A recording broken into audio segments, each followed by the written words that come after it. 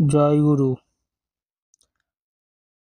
আজকের আমি আলোচনা করব নবদীক্ষিত যারা তারা কিভাবে চলবে। শ্রী ঠাকুর বললেন, নবদীক্ষিত একটি ভাই জিজ্ঞাসা করলেন, আমি কিভাবে চলবো? শ্রী ঠাকুর বললেন, ভালো করে চলবে।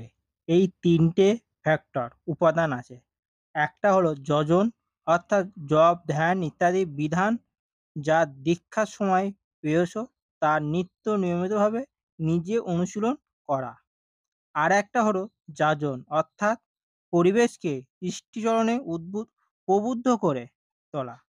পরিবেশ যদি ইষ্টমুখ হয়ে ওঠে, তাতে তোমারও লাভ। তাতে তুমি উন্নত প্রেরণা পাবে তাদের কাছ থেকে। চারজনের মানুষকে মুগ্ধ করতে গেলে চাই তাদের প্রতি সেবা ও সদ্ব্যবহার। অন্যের সঙ্গে যত ভালো ব্যবহার করা যায়, তত নিজের সত্তা সন্দীপ্ত হয়ে ওঠে। এতেই জীবন উপভোগ উচ্ছল হয়ে ওঠে।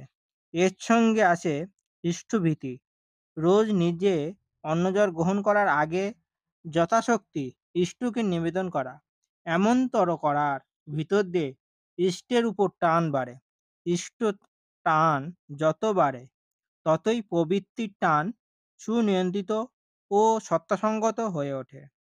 মনে রাখবে, উষা নিচায় মন্ত্র সাধন, চড়াই ফেলাই জপ, যথাসময়ে ইষ্ট নির্দেশ, মুক্ত করার স্তব।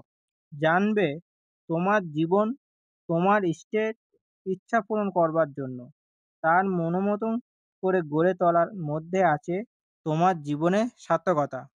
এইভাবে খুব